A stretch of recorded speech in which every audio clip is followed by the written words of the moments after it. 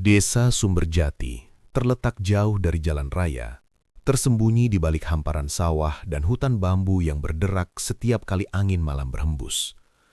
Jika matahari sudah tenggelam, desa itu seperti menahan nafas. Lampu-lampu rumah redup kekuningan, suara jangkrik menjadi satu-satunya irama, dan kabut tipis turun perlahan menyelimuti tanah. Di ujung desa, berdiri sebuah pohon beringin tua yang tak pernah ditebang, meski akarnya merusak tanah dan batangnya sudah berlubang di sana-sini. Pohon itu begitu besar, hingga 5 orang dewasa pun tak mampu merangkul batangnya secara bersamaan. Akar-akar gantungnya menjulur panjang, menyerupai rambut kusut yang menyentuh tanah. Dari kejauhan, siluetnya tampak seperti sosok raksasa yang sedang membungkuk. Warga menyebutnya beringin watu irang. Tak ada yang tahu pasti sejak kapan pohon itu berdiri. Konon, pohon itu sudah ada sebelum desa dibangun. Leluhur pertama Sumberjati dipercaya pernah melakukan perjanjian di bawahnya demi keselamatan dari wabah dan kelaparan. Sejak saat itu, pohon itu menjadi tempat yang disakralkan, sekaligus ditakuti. Anak-anak dilarang bermain di dekatnya. Remaja tak berani melintas sendirian saat senja. Bahkan orang dewasa pun akan mempercepat langkah jika harus melewati jalan setapak yang mengarah ke sana.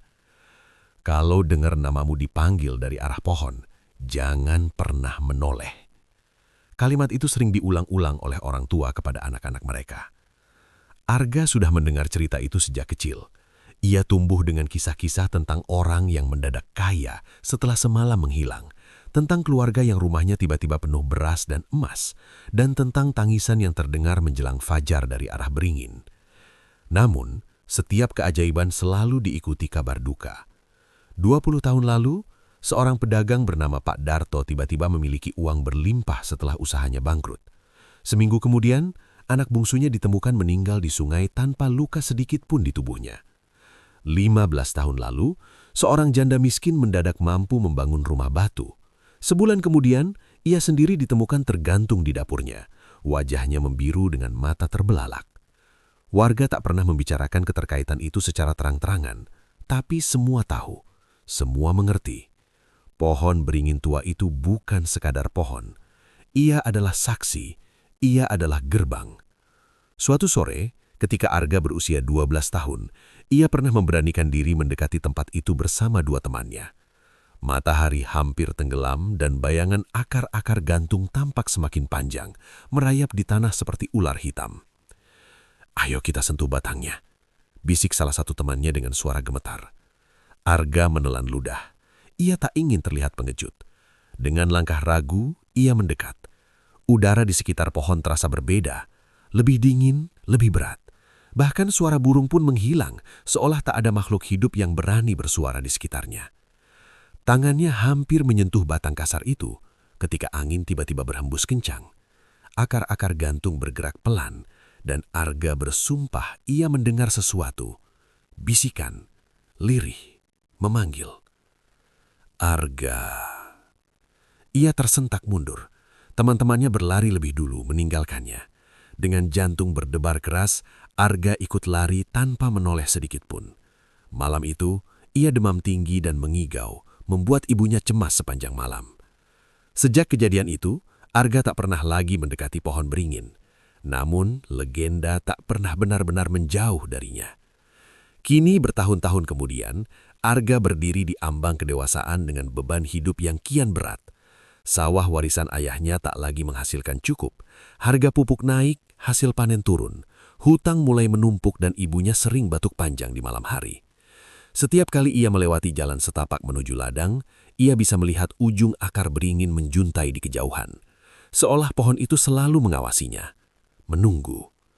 Desa Sumberjati tetap menjalani hidup seperti biasa, namun ada ketakutan yang tak pernah benar-benar hilang.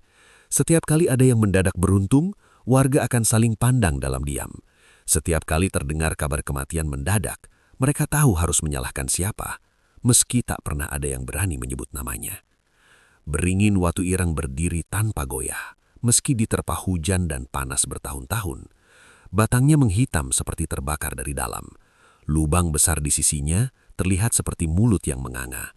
Dan ketika malam tiba, kabut selalu lebih tebal di sekelilingnya. Beberapa orang tua desa percaya pohon itu tidak sekadar tempat perjanjian. Ia hidup, ia mendengar, ia memilih. Dan siapapun yang datang dengan keputusasaan di hati akan selalu menemukan jalan menuju akarnya. Tanpa sadar, takdir Arga perlahan-lahan sedang ditarik ke arah yang sama. Ke bawah bayangan beringin tua, ke tempat di mana legenda bukan sekadar cerita pengantar tidur, melainkan awal dari sebuah kontrak yang tak pernah bisa dibatalkan. Hujan turun sejak subuh, mengguyur atap rumah kayu Arga dengan bunyi yang tak pernah benar-benar menenangkan. Di sudut ruangan yang sempit, ibunya terbaring lemah di atas dipan bambu. Batuknya pecah-pecah, panjang, seperti ada sesuatu yang menggerogoti paru-parunya dari dalam. Arga duduk di sampingnya, menggenggam tangan kurus itu. Tulang-tulangnya terasa menonjol, kulitnya dingin meski udara pagi cukup hangat. "Gak usah khawatir, nak," bisik ibunya pelan. "Ibu cuma masuk angin." Tapi Arga tahu, itu bukan sekadar masuk angin. Sudah 2 bulan ibunya tak lagi mampu pergi ke sawah. Nafasnya sering tersengal, dan terkadang ia batuk hingga bercak darah terlihat di kain yang ia pakai untuk menutup mulut. Arga pernah membawanya ke puskesmas kecamatan, berjalan hampir 5 kilometer karena tak punya ongkos ojek. Dokter mengatakan ibunya perlu pemeriksaan lanjutan di kota. Biayanya tak sedikit, dan Arga tak punya apa-apa. Sawah peninggalan ayahnya tak lagi menghasilkan banyak. Hama menyerang musim lalu, membuat separuh panen gagal. Pupuk mahal, harga gabah turun. Hutang di koperasi desa terus bertambah. Setiap kali Pak Lurah atau petugas koperasi datang menagih, Arga hanya bisa menunduk. "Kalau bulan depan belum bisa bayar, sawahnya bisa kami sita sementara," kata petugas itu dingin. Sementara. Kata itu terdengar seperti ancaman yang diselubungi kesopanan. Malam-malam Arga tak lagi bisa tidur nyenyak. Ia sering duduk di beranda rumah, memandang gelapnya desa. Lampu minyak kecil di sampingnya berkedip tertiup angin. Di kejauhan, siluet pohon beringin tua tampak samar di balik kabut. Ia berusaha tak memikirkan legenda itu, tapi semakin ia mencoba melupakannya, semakin sering bayangan pohon itu muncul di benaknya. Beberapa hari lalu, ia mendengar kabar tentang seorang pria di desa tetangga yang tiba-tiba mampu melunasi hutangnya dan membeli sepeda motor baru. Orang-orang berbisik bahwa pria itu sempat terlihat berjalan ke arah hutan saat malam Jumat. Desas-desus seperti itu bukan hal baru. Arga membenci dirinya sendiri karena mulai mempertimbangkan kemungkinan yang dulu ia anggap bodoh. Ia bekerja apa saja yang bisa dilakukan, mengangkut kayu, membantu memperbaiki atap rumah tetangga, bahkan menjadi kuli angkut di pasar kecil. Upahnya tak seberapa, cukup untuk membeli beras dan obat batuk murahan, tapi tak pernah cukup untuk biaya pengobatan yang sebenarnya dibutuhkan ibunya. Suatu sore, hujan kembali turun deras. Atap rumah bocor di beberapa tempat. Arga meletakkan ember untuk menampung air yang menetes. Ibunya kembali batuk panjang, kali ini lebih keras. "Arga," panggilnya lirih. Arga segera menghampiri. Wajah ibunya pucat, keringat dingin membasahi pelipisnya. "Kalau ibu kenapa-kenapa, kamu jangan sedih. Hidup itu sudah ada jalannya. Jangan bicara begitu," potong Arga cepat, suaranya bergetar. "Aku pasti cari cara." Tapi di dalam hatinya, ia tahu waktu semakin menipis. Malam itu, setelah ibunya tertidur, Arga duduk sendirian di luar rumah. Angin malam terasa lebih dingin dari biasanya. Dari kejauhan, ia mendengar suara anjing melaung panjang. Matanya tanpa sadar tertuju pada arah pohon beringin tua. Kabut menggantung rendah di sekelilingnya. Akar-akar yang menjuntai tampak seperti bayangan tangan yang bergerak pelan tertiup angin. Entah mengapa, jarak antara rumahnya dan pohon itu terasa lebih dekat malam ini. Arga teringat kejadian masa kecilnya, bisikan yang memanggil namanya. Ia menelan ludah. Bagaimana jika legenda itu benar? Bagaimana jika memang ada sesuatu di sana yang bisa memberi apa yang ia butuhkan? Ia berusaha mengusir pikiran itu. Perjanjian dengan makhluk tak kasat mata, itu gila, itu dosa, itu berbahaya. Tapi suara batuk ibunya kembali terdengar dari dalam rumah. Lemah, menyayat. Arga menggenggam tangan. Apa arti benar dan salah jika orang yang paling ia cintai perlahan-lahan sekarat di depan matanya? Keesokan harinya, seorang kakek tua yang jarang terlihat di desa duduk di warung kecil dekat jalan setapak. Wajahnya penuh keriput, sorot matanya tajam meski tubuhnya bungkuk. Ia memanggil Arga ketika pemuda itu lewat. "Kamu terlihat memikul beban berat," katanya pelan. Arga terdiam, merasa aneh karena orang itu seperti mengetahui isi pikirannya. Kadang jalan keluar tidak datang dari tempat yang terang, tapi dari tempat yang paling gelap. Lanjut sang kakek menyesap kopi hangatnya. "Arga maksud apa?" Orang tua itu hanya tersenyum tipis, memperlihatkan gigi yang sudah tak lengkap. Tidak semua yang memberi itu baik, tapi tidak semua yang gelap itu tanpa manfaat. Sebelum Arga sempat bertanya lebih jauh, kakek itu berdiri dan berjalan pelan menjauh, meninggalkan Arga dengan pikiran yang semakin kacau. Malam itu, Arga tak lagi bisa menipu dirinya sendiri. Ia berdiri lama di depan rumah, memandangi jalan setapak menuju hutan kecil di ujung desa. Angin berembus pelan membawa aroma tanah basah dan sesuatu yang tak bisa ia jelaskan. Ketakutan masih ada, tapi keputusasaan jauh lebih besar. Dan di dalam dadanya, sebuah keputusan mulai tumbuh, pelan namun pasti. Jika dunia tak memberinya jalan, maka ia akan mencarinya sendiri. Bahkan jika jalan itu harus membawanya ke bawah bayangan beringin tua yang selama ini hanya hidup dalam bisikan legenda. Malam itu bulan menggantung bulat dan pucat di langit desa Sumberjati. Cahaya peraknya menembus kabut tipis yang menyelimuti ladang, menciptakan bayangan-bayangan panjang yang bergerak pelan tertiup angin. Udara terasa lebih dingin dari biasanya, seolah desa sedang menahan napas. Arga berdiri di ambang pintu rumahnya. Di dalam ibunya terlelap dalam tidur yang gelisah. Nafasnya terdengar berat, sesekali diselingi batuk pelan. Arga menatap wajah wanita itu lama, menyimpan bayangan itu dalam ingatannya. Ada rasa bersalah yang menekan dadanya, tapi tekadnya sudah bulat. Ia melangkah keluar tanpa suara. Jalan setapak menuju hutan tampak berbeda malam ini. Tidak ada suara jangkrik, tidak ada gonggongan anjing.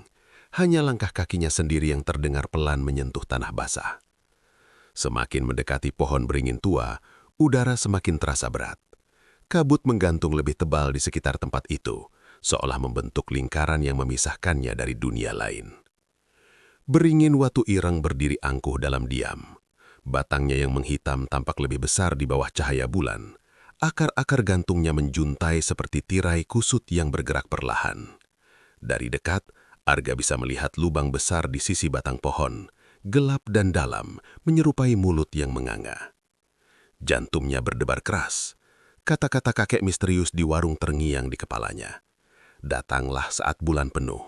Bawa niatmu dan sedikit darah sebagai tanda kesungguhan." Arga menggenggam pisau kecil yang ia bawa dari rumah. Tangannya gemetar. Ia berdiri tepat di bawah cabang-cabang besar yang menaungi tanah seperti payung raksasa. Kalau memang ada yang mendengar, suaranya tercekat. "Aku datang untuk meminta." Tak ada jawaban, hanya angin pelan yang berputar di sekelilingnya.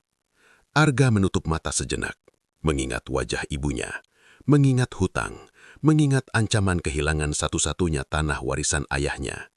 Dengan satu tarikan napas panjang, ia menggoreskan ujung pisau ke telapak tangannya. Perihnya tajam, membuatnya meringis. Darah menetes perlahan ke tanah di antara akar-akar besar pohon. Beberapa detik tak terjadi apa-apa. Lalu angin berhenti. Benar-benar berhenti. Daun-daun yang tadi bergoyang kini membeku dalam diam. Udara terasa menekan membuat Arga sulit bernapas.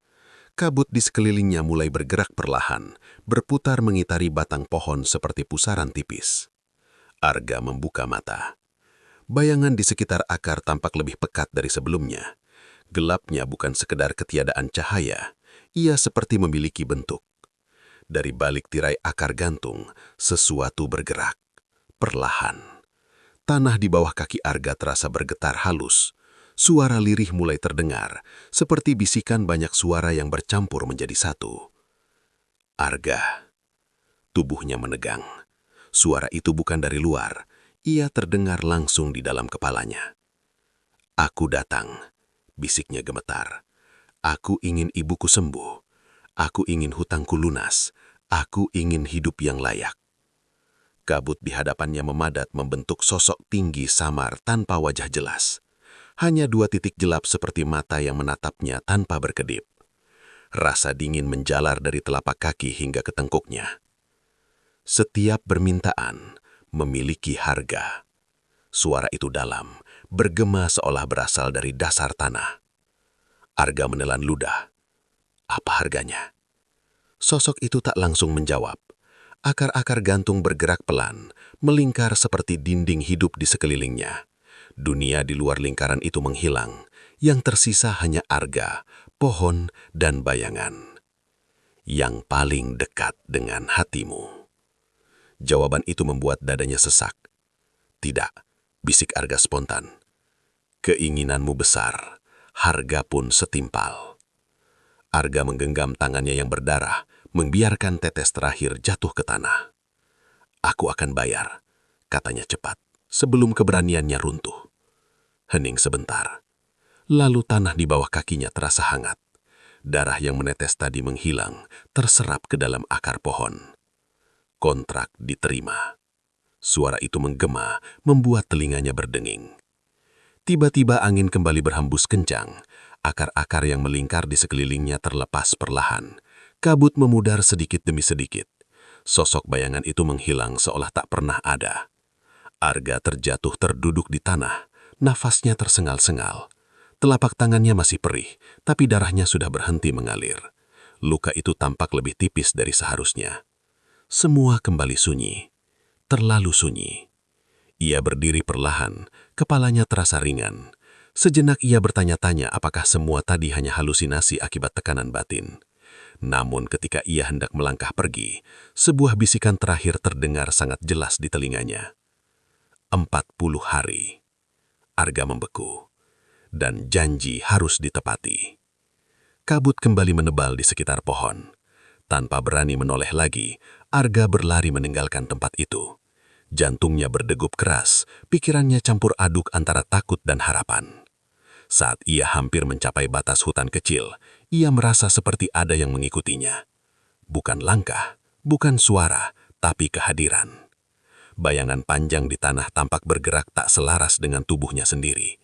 Sekilas ia melihat bentuk tinggi menjulang di belakangnya, lalu menghilang ketika ia menoleh cepat. Ia tak berhenti lari sampai rumahnya terlihat di kejauhan. Sesampainya di depan pintu ia terengah-engah, keringat dingin membasahi punggungnya. Di dalam rumah, suasana terasa berbeda, lebih hangat, lebih ringan. Ibunya tidak lagi batuk. Wanita itu tidur tenang, wajahnya tampak lebih segar dibanding malam-malam sebelumnya. Arga berdiri terpaku di samping dipan. Harapan menyelinap masuk ke dalam dadanya. Mungkinkah? Namun di sudut ruangan, bayangan lampu minyak di dinding tampak bergerak perlahan, membentuk siluet yang tidak sepenuhnya mengikuti arah cahaya. Seolah ada sesuatu yang ikut pulang bersamanya malam itu. Dan tanpa Arga sadari, hitungan 40 hari telah dimulai. Pagi itu datang dengan cahaya yang berbeda. Arga terbangun karena suara ayam berkokok dan sinar matahari yang menembus celah dinding kayu rumahnya. Untuk beberapa detik, ia lupa pada malam sebelumnya. Lupa pada pohon beringin, pada darah yang menetes di tanah, pada bisikan tentang 40 hari. Sampai ia mendengar sesuatu yang tak biasa. Bukan batuk, bukan napas tersengal, melainkan suara sendok beradu dengan piring. Arga segera bangkit dan keluar dari kamar kecilnya. Ia tertegun di ambang pintu dapur. Ibunya berdiri di sana, memasak. Wajah wanita itu memang masih pucat, tapi tidak sepucat kemarin. Matanya tidak lagi cekung, dan tubuhnya tampak lebih tegap saat mengaduk sayur di atas tungku. "Ibu," suara Arga hampir tak terdengar. Ibunya menoleh, tersenyum kecil. "Sudah bangun?"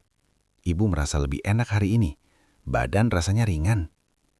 Jantung Arga berdetak keras. Lebih enak. Semalam ibunya bahkan kesulitan bernapas. Ia melangkah mendekat, memperhatikan wajah ibunya dengan seksama. Tidak ada bercak darah di kain lap.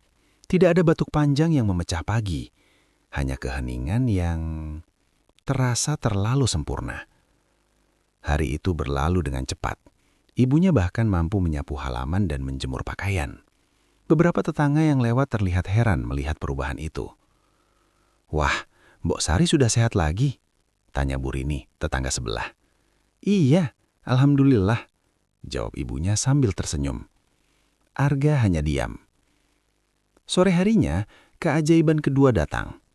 Seorang pria berpakaian rapi mengendarai sepeda motor memasuki halaman rumah mereka.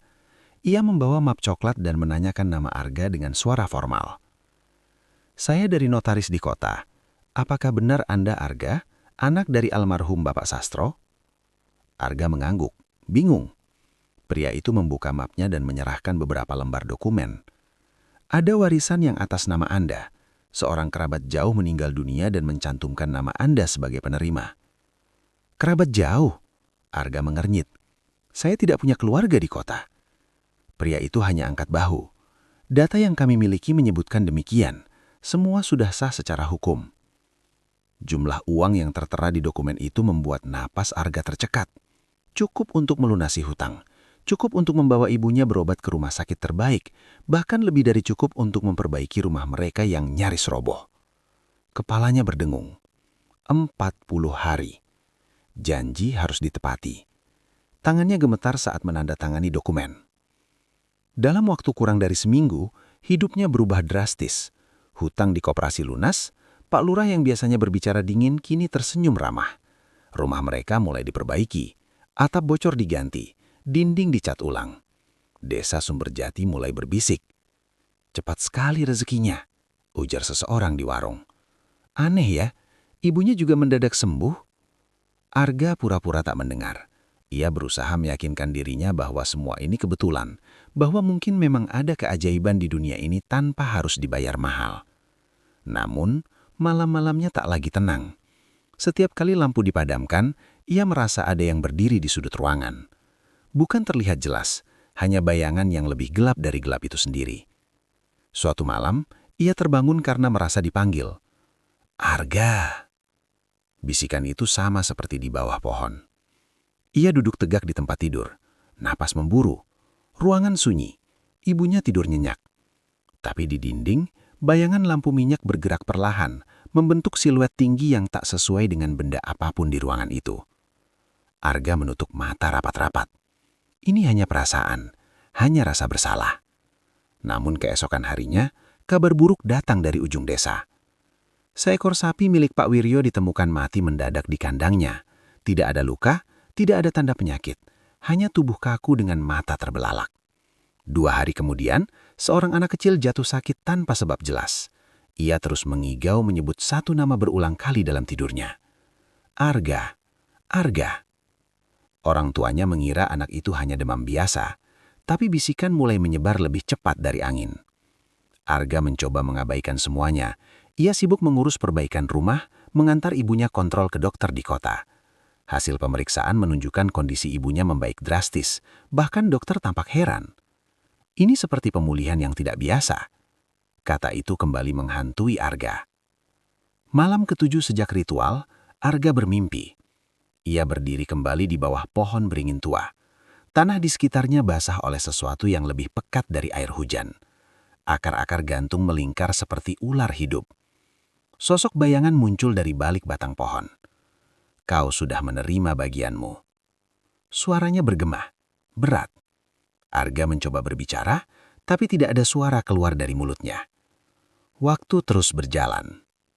Di tanah, angka-angka muncul samar. 33. 33 hari tersisa. Arga terbangun dengan keringat dingin membasahi tubuhnya. Di luar, anjing-anjing desa melaung bersamaan. Ia duduk terdiam di ranjang, menyadari satu hal yang tak bisa lagi ia sangkal. Keajaiban itu nyata, tapi setiap detiknya kini terasa seperti hitungan mundur menuju sesuatu yang lebih gelap. Dan di sudut kamarnya, bayangan itu kembali bergerak pelan, seolah mengingatkannya bahwa tidak ada berkah yang datang tanpa harga. Hari-hari berlalu lebih cepat dari yang Arga inginkan. Rumahnya kini tampak lebih layak huni. Dinding kayu yang lapuk sudah diganti, atap tak lagi bocor, dan halaman terlihat rapi. Ibunya semakin sehat dari hari ke hari, bahkan sudah mampu berjalan ke warung tanpa terengah-engah. Semua tampak seperti awal kehidupan baru. Namun, desa tidak merasakan hal yang sama. Kematian sapi Pak Wiryo bukan kejadian terakhir. 3 hari kemudian, ayam-ayam milik Burini ditemukan mati berserakan di kandang. Tidak ada jejak pencuri, tidak ada bekas gigitan hewan liar. Tubuh-tubuh kecil itu hanya tergeletak kaku dengan mata terbuka. Orang-orang mulai gelisah. Di warung kopi, pembicaraan semakin sering terhenti ketika Arga lewat. Tatapan yang dulu biasa, kini terasa lebih lama, lebih tajam. Sejak dia mendadak kaya, desa kita tidak pernah tenang, bisik seseorang pelan. Arga mendengarnya. Ia selalu mendengarnya. Malam ke-10 sejak ritual, kejadian yang lebih menegrikan terjadi. Anak kecil yang sempat demam itu, Dimas, anak Pak Rudi, tiba-tiba berteriak histeris menjelang tengah malam. Orang tuanya panik. Tubuh bocah itu panas dingin, matanya terbuka lebar namun seperti tak melihat siapapun di depannya. Ia menunjuk ke sudut kamar dan berteriak, "Ada yang tinggi, hitam. Dia bilang waktunya hampir habis." Pak Rudi bersumpah tak ada siapapun di sana. Namun sebelum pingsan, Dimas berbisik satu nama dengan suara serak. Arga. Kabar itu menyebar secepat api menyambar jerami kering. Arga yang mendengarnya hanya bisa terduduk lemas di beranda rumahnya. Jantungnya terasa ditarik oleh tangan tak terlihat. Angka dalam mimpinya kini menjadi 30. 30 hari tersisa. Malam itu, ia kembali bermimpi. Ia berdiri di tengah desa yang kosong. Rumah-rumah gelap tanpa cahaya. Langit berwarna merah kehitaman tanpa bintang. Di ujung jalan, pohon beringin tua berdiri lebih besar dari sebelumnya. Akarnya menjalar hingga ke tengah desa seperti urat-urat hitam. Di antara akar-akar itu, ia melihat sesuatu. Bayangan manusia, terikat, bergerak lemah. Janji. Suara itu bergema dari segala arah. Arga mencoba mendekat, tapi tanah di bawah kakinya berubah lembek seperti lumpur yang menelannya perlahan. Janji harus ditepati. Ia terbangun dengan napas tersengal. Suara ketukan terdengar di pintu rumahnya. Tok, tok, tok. Pelan, teratur. Arga menelan ludah dan bangkit dari tempat tidur. Ibunya masih tertidur. Ketukan itu terdengar lagi. Tok, tok, tok.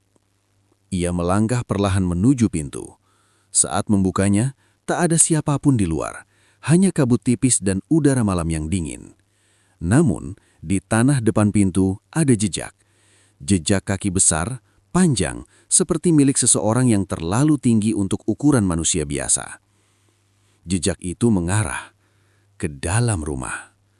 Arga menutup pintu dengan cepat, tubuhnya gemetar. Keesokan harinya, suasana desa semakin mencekam. Seorang warga lanjut usia ditemukan meninggal dalam tidurnya. Wajahnya membeku dalam ekspresi ketakutan. Di dinding kamarnya terdapat goresan panjang, seolah kuku tajam menggesek kayu dari atas ke bawah. Warga mulai mengaitkan semuanya. Sudah lama desa ini tidak diganggu, kata seorang tetua.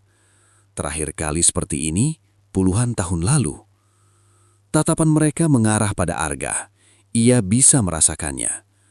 Sore itu, saat ia berjalan melewati jalan setapak menuju sawah, suara bisikan kembali terdengar di telinganya. Waktu berjalan. Ia berhenti. Di antara batang-batang bambu, ia melihat sekilas sosok tinggi berdiri membelakanginya. Hitam, diam, tak bergerak. Saat berkedip, sosok itu hilang. Keringat dingin mengalir di pelipisnya. Malam ke-15, angka dalam mimpinya berubah lagi. 25. Ibunya kini benar-benar sehat, bahkan lebih sehat dari beberapa tahun terakhir. Ia tertawa lebih sering, memasak makanan favorit Arga, berbicara tentang rencana memperluas sawah. Setiap tawa itu terasa seperti pisau yang memutar di dada Arga. Karena ia mulai memahami arti kalimat itu. Yang paling dekat dengan hatimu. Makhluk itu belum menagih secara langsung, Tapi desa mulai membayar sedikit demi sedikit. Dan Arga tahu ini baru permulaan. Di tengah malam yang sunyi, saat semua orang terlelap, pohon beringin tua berdiri tanpa goyah di ujung desa. Kabut berputar di sekeliling batangnya. Akar-akar gantung bergerak pelan, seolah bernafas. Dan jauh di dalam tanah, sesuatu telah mulai bangun. Menunggu hari ke-40 tiba. Menunggu janji yang telah diikat dengan darah. Sementara itu, di dalam rumah kecilnya, Arga duduk sendirian dalam gelap. Tak lagi merasa sebagai penerima berkah, melainkan sebagai pembawa kutukan. Malam ke-18 sejak ritual. Arga tak lagi menghitung hari dengan sadar. Angka itu seperti terukir sendiri di kepalanya. Setiap bangun tidur, ia tahu persis berapa waktu yang tersisa. 22 hari. Suasana desa Sumerjati semakin tak menentu. Warga tak lagi berkumpul di warung hingga larut malam. Pintu-pintu rumah ditutup lebih cepat. Lampu dimatikan lebih awal, seolah kegelapan lebih aman daripada cahaya. Tapi bagi Arga, tidak ada tempat yang benar-benar aman. Sejak jejak kaki besar itu muncul di depan rumahnya, gangguan semakin nyata. Ia sering mendengar langkah berat di atap rumah saat tengah malam, pelan, seperti seseorang berjalan mondar-mandir. Kadang terdengar suara gesekan di dinding, seperti kuku panjang menggores kayu. Namun setiap kali ia memberanikan diri memeriksa, tak ada apapun di sana. Hanya dingin dan bau tanah basah yang samar. Malam itu, Arga kembali bermimpi. Ia berdiri di bawah pohon beringin tua, tapi kali ini tanah di sekitarnya retak-retak. Dari celah tanah, asap hitam mengepul pelan. Akar-akar gantung melilit sesuatu di tengah lingkaran. Seseorang berlutut di sana. Tangannya terikat akar, kepalanya tertunduk. Saat Arga mendekat, sosok itu mengangkat wajahnya. Ibunya. "Ibu!" teriak Arga, tapi suaranya tak keluar. Akar-akar itu menegang. Dari balik batang pohon, sosok tinggi tanpa wajah melangkah keluar.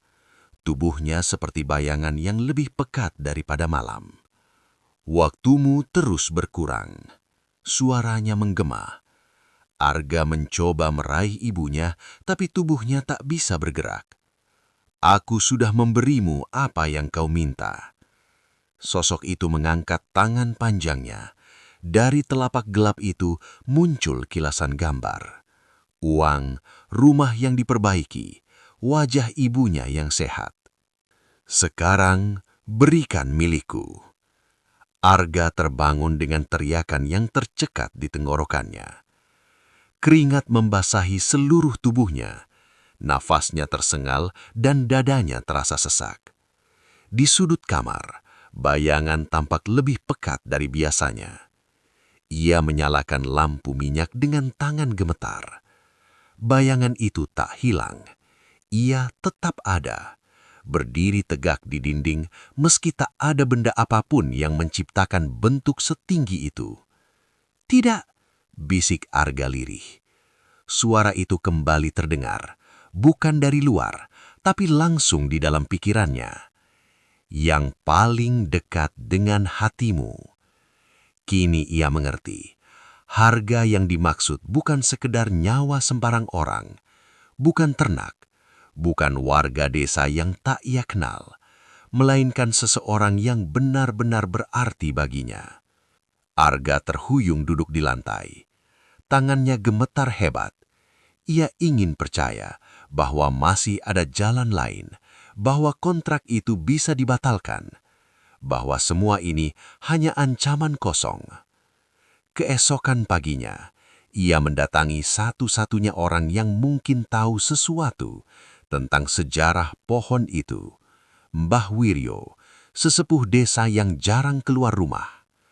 Rumah tua itu terletak di pinggir desa, dikelilingi pagar bambu rapuh. Aroma dupa samar tercium saat Arga masuk ke halaman. Mbah Wiryo duduk di kursi kayu. Matanya yang keriput tampak sudah menunggu. "Kau sudah datang," katanya pelan sebelum Arga bicara. Arga tercekat. "Mbah tahu?" Orang tua itu menghela nafas panjang. "Sudah lama tak ada yang berani membuat perjanjian di bawah beringin itu. Aku kira desa ini sudah belajar." Tubuh Arga melemas. "Apa yang harus saya lakukan, Mbah?" Suaranya hampir putus. Dia menagih. Mbah Wiryo menatapnya lama, sorot matanya dalam dan berat. Kontrak darah tidak bisa dibatalkan begitu saja. Tidak ada cara. Ada. Harapan kecil menyala di dada Arga. Tapi harganya lebih berat. Arga menelan ludah.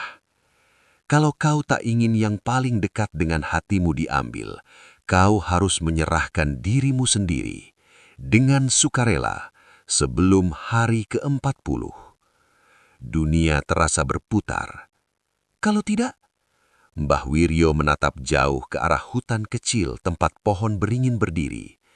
Dia akan mengambil sendiri apa yang ia anggap miliknya, dan biasanya bukan hanya satu. Kata-kata itu seperti palu menghantam kepala Arga. "Kenapa desa ini tidak menebang pohon itu saja?" tanya Arga putus asa. Orang tua itu tersenyum pahit. Sudah dicoba. Yang menebang tak pernah kembali dengan utuh. Keheningan jatuh di antara mereka. "Berapa hari lagi?" tanya Mbah Wiryo pelan. 22 hari. Mbah Wiryo mengangguk perlahan. "Maka waktumu tidak banyak." Arga pulang dengan langkah gontai. Sepanjang jalan, ia merasa diikuti. Bayangan di bawah sinar matahari tampak lebih panjang dari seharusnya. Bahkan ketika ia berhenti, bayangan itu seperti terlambat berhenti.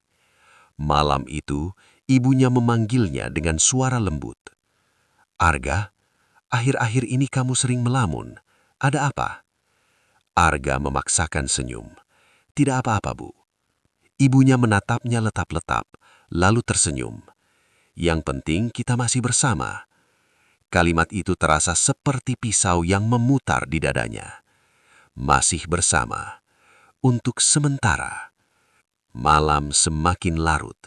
Di luar, angin berembus pelan. Dari kejauhan, terdengar suara seperti akar yang bergesekan satu sama lain.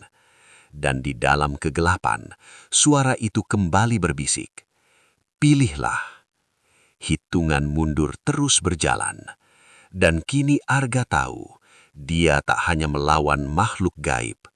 Dia sedang melawan waktu dan takdir yang ia tanda tangani sendiri dengan darahnya. Malam ke-22. Angka itu seperti berdetak di kepala Arga setiap saat.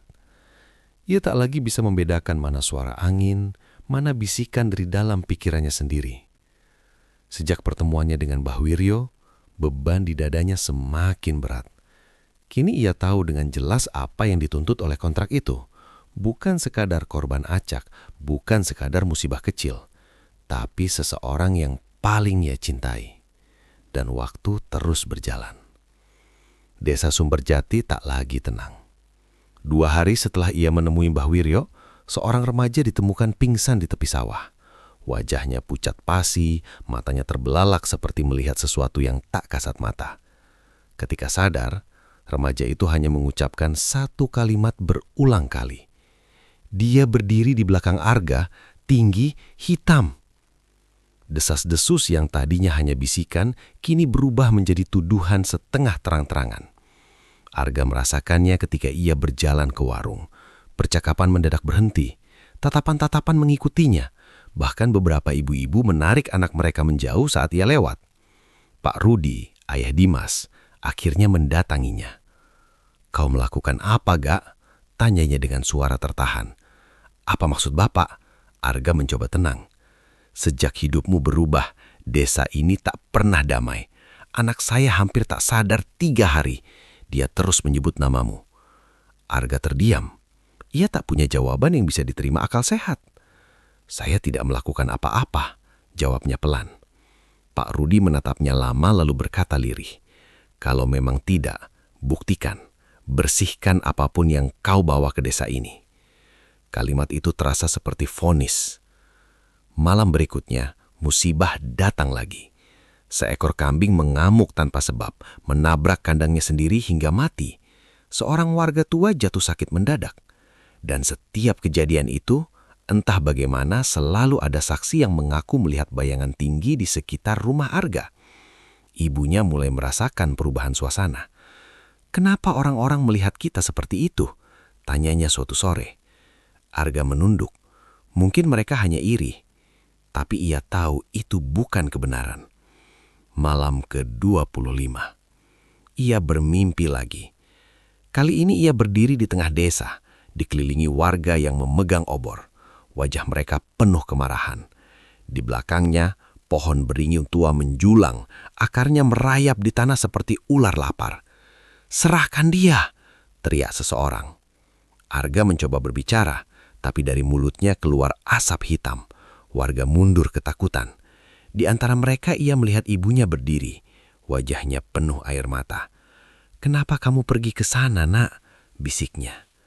Tiba-tiba tanah retak dan akar-akar hitam menyambar dari bawah, melilit kaki ibunya. Arga menjerit. Ia terbangun dengan tubuh gemetar hebat. Di luar rumah terdengar suara gaduh, suara banyak orang. Ia bergegas keluar dan mendapati beberapa warga berdiri di depan rumahnya. Wajah mereka tegang. Pak Lurah maju selangkah. "Kita harus bicara, Arga." Ibunya berdiri di belakangnya, wajahnya pucat. "Kami tidak ingin menuduh tanpa alasan, tapi kejadian-kejadian ini terlalu berdekatan dengan perubahan hidupmu." Arga menelan ludah. "Apa Bapak menuduh saya? Kami hanya ingin memastikan desa ini aman." Suasana hening beberapa detik. Lalu seorang pria di belakang berteriak, "Kalau memang tidak bersalah, berani sumpah di bawah pohon beringin itu." Kalimat itu seperti pisau menusuk langsung ke jantungnya. Ibunya mencengkram lengannya. Tidak usah dengarkan mereka. Tapi Arga tahu, desa mulai kehilangan kesabaran. Jika ia tidak melakukan sesuatu, bukan hanya makhluk itu yang akan menagih. Warga pun bisa bertindak lebih dulu. Malam itu ibunya menangis pelan di dapur. "Kalau memang ada yang kamu sembunyikan dari ibu, bilanglah. Ibu lebih takut kehilangan kamu daripada kehilangan apapun." Kata-kata itu menghancurkan pertahanan terakhir Arga. Ia hampir saja mengaku, hampir saja menceritakan semuanya. Tapi bagaimana mungkin ia menjelaskan bahwa keselamatan ibunya justru menjadi ancaman terbesar? Malam semakin larut. Dari arah hutan terdengar suara seperti kayu besar bergesekan.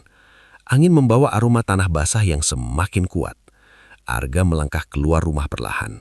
Di kejauhan, siluet pohon beringin tua tampak lebih dalam dari malam itu sendiri. Dan di bawahnya, ia melihat sesuatu. Sosok tinggi berdiri diam, menghadap ke arah desa, menghadap ke rumahnya, seolah menunggu. Angka di kepalanya berubah lagi.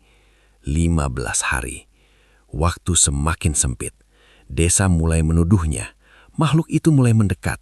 Dan Arga kini berdiri di tengah dua ancaman. Manusia dan sesuatu yang jauh lebih gelap daripada sekedar kemarahan warga. Konflik tak lagi soal kontrak, tapi tentang pilihan. Apakah ia akan menunggu hingga semuanya hancur, atau mengambil keputusan sebelum hari ke-40 benar-benar tiba? Malam ke-26. Angin berembus lebih kencang dari biasanya, membuat dinding rumah kayu Arga berderit pelan. Desa Sumberjati tak lagi terasa seperti rumah. Ia lebih menyerupai tempat yang sedang menunggu sesuatu terjadi. Tuduhan warga semakin nyata. Beberapa pria berjaga di gardu ronda hingga dini hari. Anak-anak dilarang keluar rumah saat senja. Dan setiap kali terdengar suara aneh dari arah hutan, nama Arga disebut dengan nada berbisik. Ibunya semakin gelisah. "Kalau memang ada yang tidak beres, kita pindah saja dari desa ini," katanya suatu malam. Arga terdiam. Ia tahu, pergi bukan solusi. Kontrak itu tidak terikat pada tanah desa. Ia terikat pada darahnya. Malam itu, setelah memastikan ibunya tertidur, Arga memutuskan kembali menemui Mbah Wiryo. Ia harus tahu apakah benar satu-satunya cara hanyalah menyerahkan dirinya. Rumah tua itu masih diterangi lampu temaram, seolah sang sesepuh sudah tahu ia akan datang. "Kau tak punya banyak waktu," kata Mbah Wiryo sebelum Arga sempat duduk. 14 hari, jawab Arga pelan. Orang tua itu mengangguk. Kontrak darah tidak bisa diputus seperti memutus tali. Ia seperti akar, masuk jauh ke dalam tanah. Jika dipaksa dicabut, ia bisa merusak semuanya. Lalu apa yang harus saya lakukan, Mbah? Mbah Wiryo terdiam lama, seakan menimbang apakah Arga cukup kuat untuk mendengar jawabannya. "Ada satu cara," katanya akhirnya. "Tapi bukan pembatalan, lebih tepatnya penebusan." Arga menelan ludah. "Kau harus kembali ke bawah pohon itu sebelum hari ke-40. Bukan untuk memohon, tapi untuk menyerahkan dirimu dengan kesadaran penuh." "Kalau saya lakukan itu, desa akan selamat." "Selama kontrak dipenuhi sesuai kesepakatan, makhluk itu tak akan melampaui batasnya." "Dan ibu saya?" "Ibumu akan tetap hidup." Jawaban itu membuat dada Arga sesak sekaligus lega. "Tapi jika kau ragu atau mencoba melawan saat penyerahan, ia akan murka. Dan saat ia murka, bukan hanya satu jiwa yang diambil." Arga membayangkan akar-akar hitam menjalar ke seluruh desa. Rumah-rumah retak, warga menjerit. Ibunya. Ia memejamkan mata.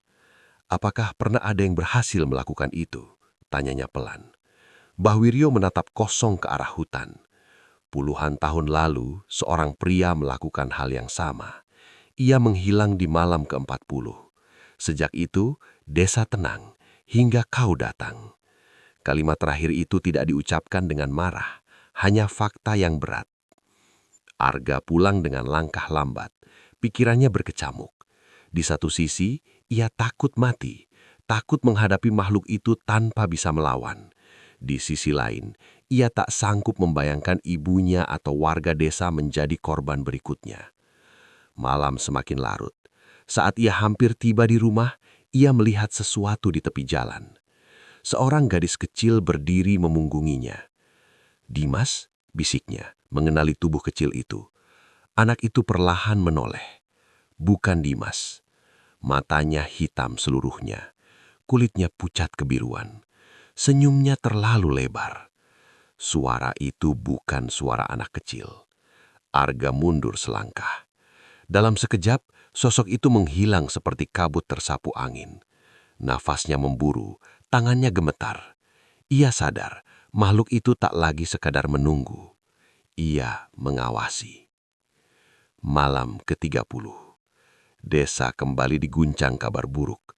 Seorang warga hampir tercebur ke sumur karena mengaku didorong sesuatu yang tak terlihat. Beberapa orang bersumpah melihat bayangan tinggi melintas cepat di antara pepohonan. Warga mulai membicarakan pengusiran. "Kalau ini terus terjadi, kita harus usir Arga dari desa," teriak seseorang di balai kecil. Kabar itu sampai ke telinganya. Ibunya menangis ketika mendengarnya. "Kita pergi saja, Nak. Ibu tidak tahan lagi dengan tatapan mereka." Arga menggenggam tangan ibunya erat. "Maafkan Arga, Bu," bisiknya dalam hati. Ia kini tahu apa yang harus dilakukan. Tinggal 10 hari lagi. Setiap malam, ia bermimpi tentang pohon itu, tentang akar-akar yang bergerak seperti makhluk hidup, tentang tanah yang membuka diri seperti mulut raksasa. Dan selalu ada satu kalimat yang sama. "Datanglah dengan sukarela." Malam ke-33. Arga berdiri di depan rumah memandangi siluet beringin tua di kejauhan. Kabut berputar lebih tebal dari biasanya. Angin membawa suara gesekan akar yang terdengar seperti tawa lirih. Untuk pertama kalinya sejak semua ini bermula, rasa takutnya mulai berubah. Bukan lagi takut pada kematian, melainkan takut jika ia terlambat memilih.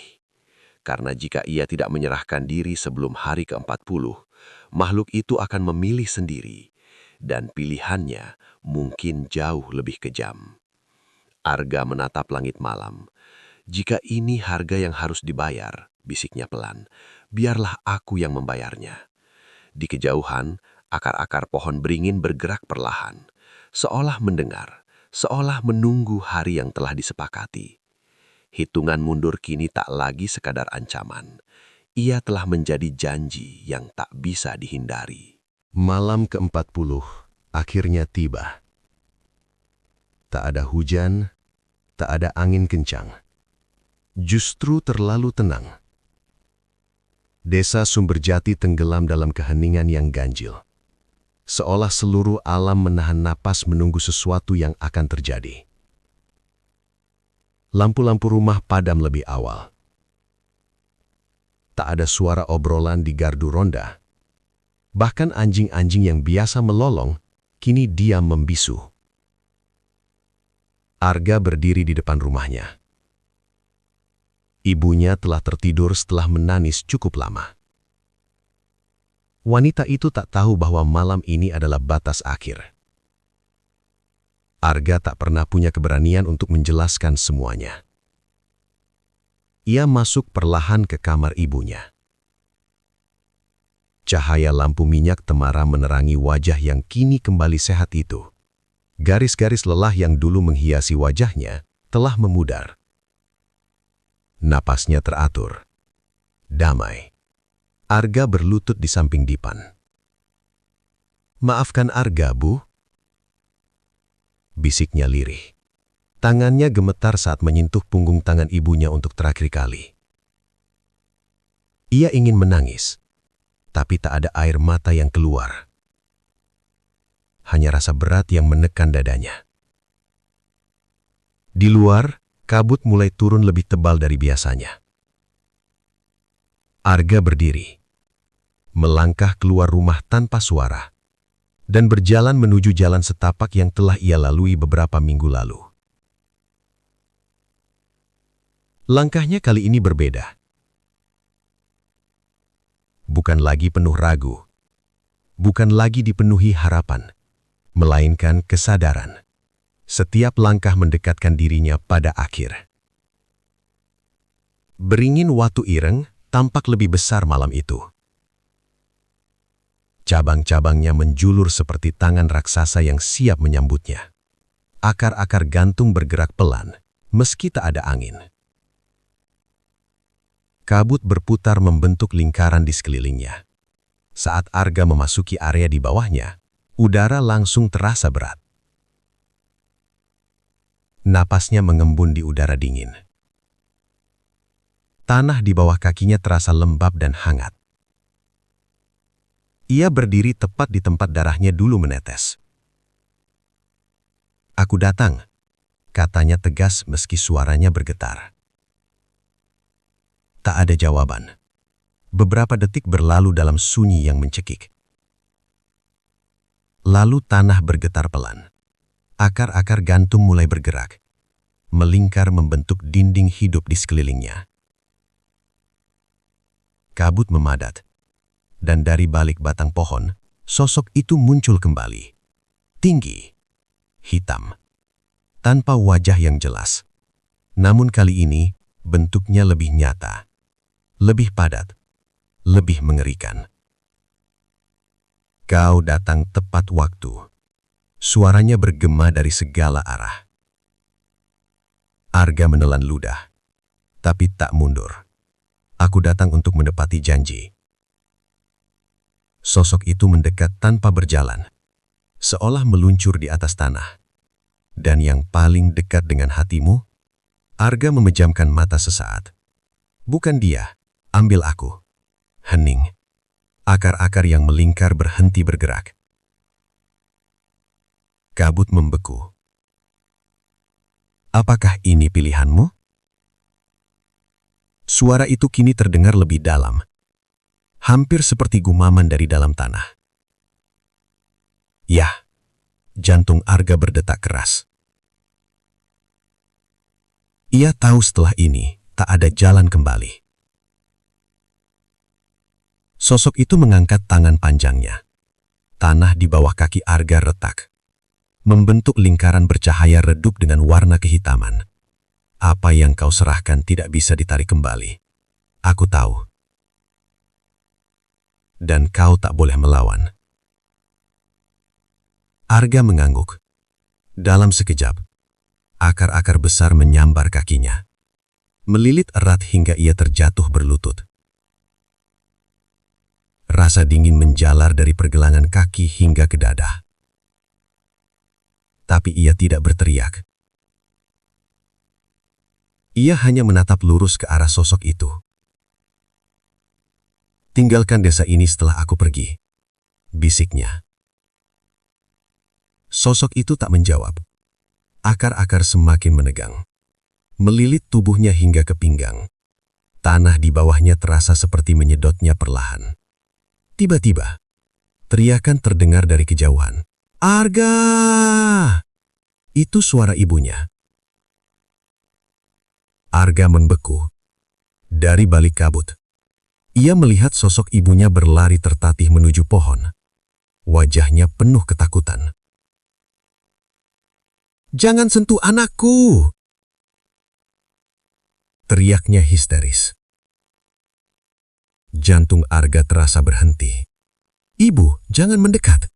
teriaknya putus asa. Namun sudah terlambat. Kabut di sekitar mereka berubah liar. Akar-akar bergerak lebih cepat, seolah marah karena gangguan.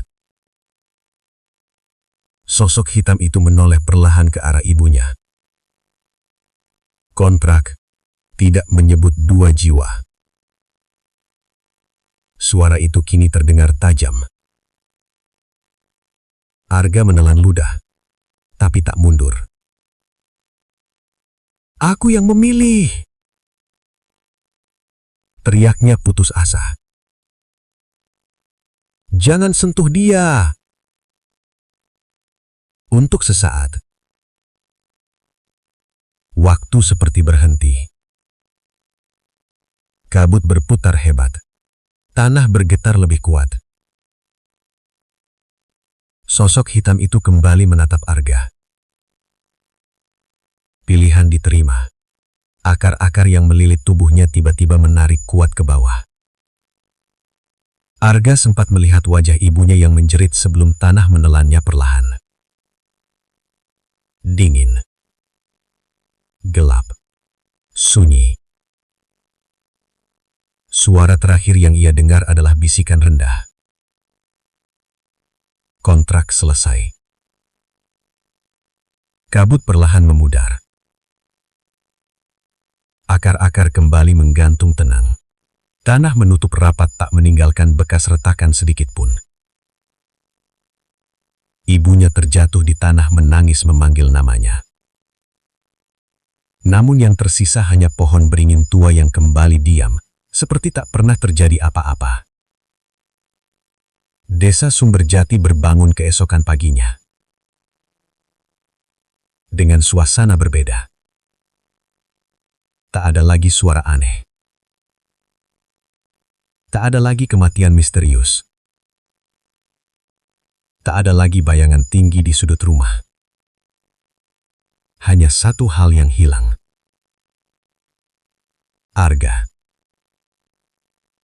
Dan di bawah bayangan beringin tua, akar-akar itu tampak sedikit lebih tebal dari biasanya. Seolah sesuatu kini menjadi bagian darinya. Pagi setelah malam ke-40 terasa berbeda di desa Sumberjati. Udara lebih ringan. Langit tampak lebih cerah. Tak ada lagi kabut tebal yang menggantung rendah di ujung desa. Tak ada suara aneh di atap rumah. Tak ada hewan ternak yang mati mendadak. Seolah badai yang tak terlihat telah berlalu. Warga mulai keluar rumah dengan hati-hati, seperti orang yang baru selamat dari gempa besar. Mereka saling bertukar pandang, menyadari satu hal yang sama. Semua gangguan berhenti. Tapi satu orang hilang. Arga. Ibunya ditemukan pingsan di dekat pohon beringin tua menjelang subuh. Beberapa warga yang berjaga malam mendengar teriakannya dan berlari ke sana, hanya untuk melihat wanita itu terkulai di tanah dengan wajah penuh air mata. Tak ada jejak perkelahian, tak ada bekas lubang di tanah, tak ada tanda apapun yang menunjukkan seseorang telah ditelan bumi. Hanya pohon beringin tua yang berdiri seperti biasa, diam, tak tersentuh. Warga membawa Ibu Arga pulang. Ia sadar beberapa jam kemudian, namun tatapannya kosong. Bibirnya gemetar saat mencoba menjelaskan. Dia menyerahkan diri. Demi kita, bisiknya lirih. Beberapa warga menunduk. Rasa bersalah mulai menyelinap di antara mereka. Tuduhan yang dulu mereka lontarkan kini terasa seperti beban yang tak bisa dihapus. Pak Rudi datang lebih dulu ke rumah Arga. Saya salah menuduhnya, katanya pelan. Namun penyesalan tak mampu mengembalikan yang hilang. Hari-hari berikutnya berlalu dalam kesunyian yang aneh. Desa kembali normal, tapi bukan seperti dulu. Ada sesuatu yang berubah, sesuatu yang tak terlihat namun terasa. Ibu Arga tak lagi banyak bicara. Ia sering duduk di beranda rumah menatap ke arah hutan kecil di ujung desa. Tatapannya kosong, seolah menunggu seseorang berjalan keluar dari balik kabut. Namun tak pernah ada siapapun. Beberapa warga mengusulkan menebang pohon beringin tua itu. Mereka merasa akar masalah berasal dari sana. Namun Mbah Wiryo melarang keras. Selama ia telah menerima bagiannya, ia tak akan mengganggu, katanya tegas. Menebangnya hanya akan membangunkan sesuatu yang sudah kembali tidur. Tak ada yang berani membantah. Pohon itu tetap berdiri. Musim berganti, bulan-bulan berlalu. Desa perlahan melanjutkan hidupnya. Sawah kembali ditanami, anak-anak bermain di jalan setapak, warung kembali ramai. Tapi tak ada seorang pun yang berani mendekati pohon beringin tua saat malam tiba. Beberapa orang mengaku melihat sesuatu di antara akar-akar gantungnya saat senja. Sekilas bayangan yang berdiri diam, tinggi, tak bergerak. Tapi tak ada yang cukup berani untuk memastikan. Ibu Arga meninggalkan desa setahun kemudian. Ia tak sanggup tinggal di tempat yang setiap sudutnya mengingatkan pada malam itu. Rumah kecil itu dijual murah kepada seorang pendatang. Desa kembali benar-benar sunyi tentang peristiwa tersebut, seolah Arga tak pernah ada. Namun legenda selalu menemukan caranya untuk bertahan. 5 tahun kemudian, seorang pemuda asing datang ke desa Sumberjati. Namanya Rangga. Ia datang dengan wajah letih dan pakaian sederhana. Katanya ia ingin mencari pekerjaan dan memulai hidup baru jauh dari kota. Beberapa warga menerimanya dengan ramah. Desa memang membutuhkan tenaga muda. Namun Rangga membawa sesuatu yang tak kasat mata. Beban. Ia sering duduk sendirian di warung menatap kosong ke arah jalan setapak menuju hutan. Beberapa kali ia bertanya kepada warga tentang pohon besar di ujung desa. Kenapa tidak ada yang mendekatinya? Tanyanya suatu sore. Orang-orang hanya menjawab singkat. Itu tempat yang sebaiknya tidak kau datangi. Tapi larangan selalu memancing rasa ingin tahu. Suatu malam ketika bulan kembali bulat sempurna seperti bertahun-tahun lalu, Rangga berjalan menyusuri jalan setapak itu. Kabut tipis mulai turun, angin terasa lebih dingin. Pohon beringin tua menyambutnya dalam diam. Rangga berdiri di bawahnya, menatap batang besar yang menghitam. Aku hanya ingin kesempatan, bisiknya pelan. Hidupku hancur, aku tak punya apa-apa lagi. Angin tiba-tiba berhenti. Daun-daun tak lagi bergerak. Kabut di sekelilingnya memadat. Dari balik akar gantung, bayangan itu muncul kembali. Tinggi, pekat, menunggu. Di tanah, akar-akar bergerak pelan, membentuk lingkaran yang sama seperti malam ketika Arga berdiri di sana. Suara rendah bergema di antara batang-batang pohon. Setiap permintaan memiliki harga. Rangga menelan ludah. Namun tak ada yang bisa melihat apa yang terjadi di bawah pohon itu malam itu. Keesokan paginya, warga mendengar kabar bahwa Rangga mendapat pekerjaan besar di kota secara mendadak. Katanya ada kenalan lama yang menawarkannya kesempatan emas. Orang-orang saling pandang, beberapa wajah pucat, beberapa memilih diam. Dan pohon beringin tua itu kembali berdiri tanpa goyah. Akarnya sedikit demi sedikit semakin tebal, semakin dalam mencengkeram tanah. Di antara bisikan angin senja, terdengar suara yang sangat pelan, seperti seseorang yang memanggil nama. Legenda tak pernah benar-benar berakhir. Ia hanya menunggu seseorang yang cukup putus asa untuk mempercayainya. Dan di desa Sumberjati, kontrak di bawah pohon beringin tua akan selalu menemukan penanda tangan berikutnya.